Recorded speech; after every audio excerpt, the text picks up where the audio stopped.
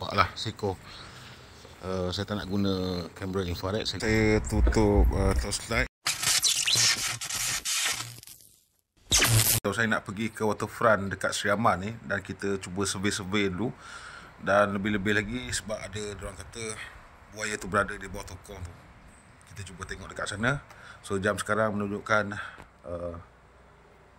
18.30. Kalau sahabat tengok dia punya suasana gelap kan. Sebab Sarawak ni walaupun 18.30, kalau di Semenanjung kalau 18.30 ni dia masih terang lagi sebenarnya. Tapi kalau dekat Sarawak ni 18.30 ataupun 18.00 itu adalah pukul 6 lah. 6 PM dia dah gelap lah dekat sini. Dia tak macam dekat Semenanjung. Semenanjung pukul 7 pun masih terang lagi. Okey sahabat, tanpa melengahkan masa lagi, jom kita pergi ke waterfront Seri Aman ataupun Seri Aman Semanggang lah.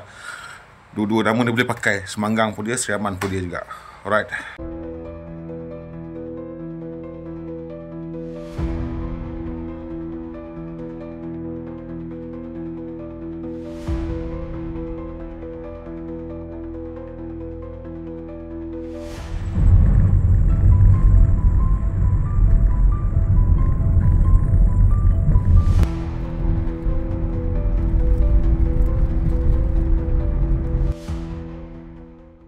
Kita akan mula daripada sebelah sana tu.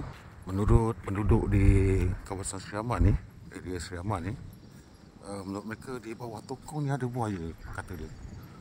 Dan kita akan cuba tengok kat bawah ni nanti. Kita usah-usah dulu.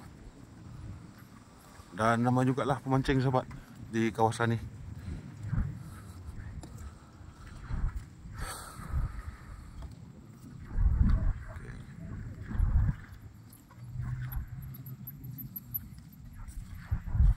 Sebab sini ada satu video yang viral, seekor buaya dalam ukuran dalam 4 meter macam tu lah. 4 meter macam tu, warna hitam. Dia datang ke sini ada netizen rakam masa dia makan. So dia berada dekat tepi-tepi ni lah. Dan itu yang saya nak tengok dekat bawah ni macam mana kalau dia ada. So kita nampak lah seko. Saya tak nak guna kamera infrared, saya guna torchlight.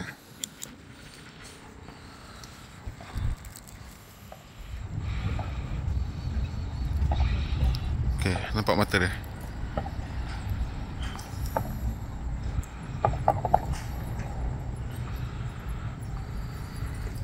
Harap dia boleh keluar sikit.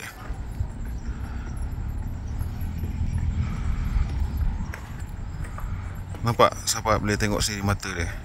Kalau dari pandangan tepi, mata dia kejap merah, kejap kuning. Nampak tu, dia buka kelip pun. Okay.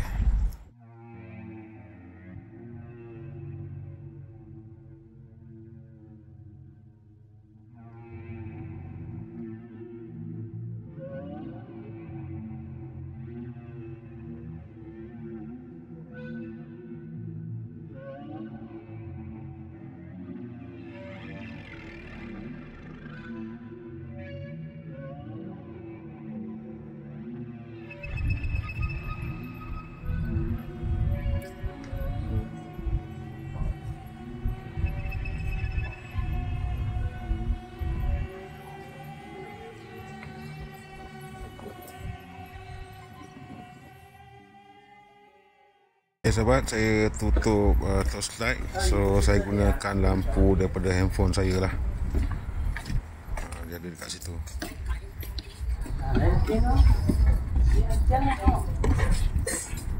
Di laluan jambatan lain setakat ni belum ada lagi lah. Setakat ni baru seko ni saya jumpa.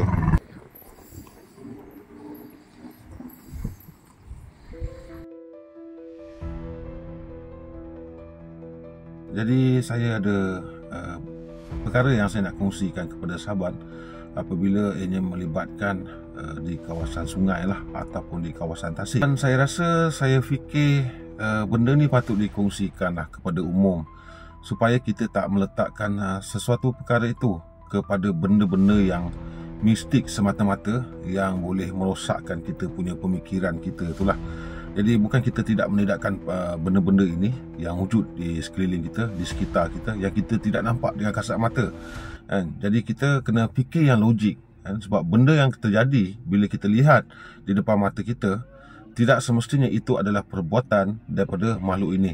Jadi kali ini saya nak kongsikan kepada sahabat supaya kita dalam video ni kita mendapat sedikit manfaat daripada apa yang saya kongsikan kepada sahabat lah. Apa yang saya nak kongsikan untuk di video kali ini ialah tentang suluh bidah lah. Suluh bidah ni sering bermain dalam fikiran masyarakat kita lah.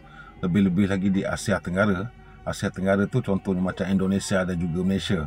Kadang-kadang suluh bidah ni sering dikaitkan dengan makhluk yang misteri, sehingga kita memanggil mereka sebagai suluh bidah. Kalau bagi orang Malaysia lah kan, lebih-lebih lagi di Nusantara dan juga Borneo, fenomena ini menjadi bola masyarakat yang taksub dengan fenomena ini. Tak kurang juga ada yang mengaitkan perkara ini dengan hantu. Adakah suluh bidah itu benar-benar wujud atau ia hanya kepercayaan manusia semata-mata?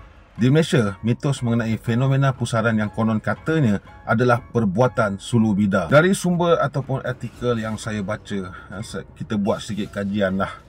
Lokasi kejadian yang sering dikaitkan adanya suluh bidah ini, contohnya macam di Tasik Kenyir lah, kemudian di Tasik Banding Royal Belum, kemudian Tasik Chini dan juga sungai di Pahang lah. Itu sering dikatakan terdapatnya suluh bidah. Malah fenomena ini juga berlaku di Sarawak. Kalau di Sabah saya tak pasti ada cerita ataupun tidak. Ada di kalangan saksi yang mendakwa kejadian ini berlaku biasanya ketika musim hujan lah. Apa itu suluh bidah? Nama lain bagi suluh bidah ni juga turut dikenali dengan panggilan sebagai hantu balung bidai. So suluh bidah ni maksudnya tikar lah sebenarnya. Dan bidai itu bidai yang digantung di tingkap kita tu. Orang zaman-zaman dulu digantung bidai tu. Itu yang dipanggil sebagai bidai. Jadi senang cerita, dia benda yang lebih mirip kepada tikar lah. Disebabkan itu dia dipanggil sebagai hantu balung bidai ataupun suluh bidah. Mengikut kata orang tua-tua dululah sahabat kan, suluh bidah ni digambarkan sebagai makhluk misteri yang berbentuk lepeh dan bersaiz besar. Dikatakan juga suluh bidah mampu untuk membuat kocakan air sehingga mampu terbalikkan bot. Lain daripada itu, disebabkan kita taksub dengan benda-benda macam ni, cerita suluh bidah ni ditambah perencah bagi segelintir masyarakat yang taksub dengan hantu ataupun jin. Bagi mereka yang percaya, ada yang mengiyakan kejadian ini. Sikit-sikit hantu, kita tak boleh berfikiran macam tu sahabat. Itu macam saya cakap di awal video tadi lah, bukan makhluk ini tak ada, sebenarnya ada. Tetapi tidak semua benda ataupun perkara itu dikaitkan dengan makhluk yang kita kata hantu itulah. Saya daripada penelitian dari segi kita membaca artikel-artikel yang terdapat, yang telah dikongsikan oleh beberapa orang lah dalam media sosial ataupun kita sebut medsos ataupun sosmed kan. Belum ada lagi bukti ilmiah ataupun berita secara rasmi mengenai suluh bidah ini yang pernah menyerang manusia atau yang pernah jumpa makhluk ini dalam bentuk fizikal. Semua cerita yang kita dengar selama ini bagi saya adalah mitos semata-mata. Kalau kita rajin selidik benda ni, kita akan tahu punca dia. Kena rajin membaca sahabat. Selain negara kita, kejadian ini juga turut berlaku juga di luar negara. Setakat ni sahabat, belum pernah lagi orang putih ataupun masalih kata benda ini sebagai hantu lah.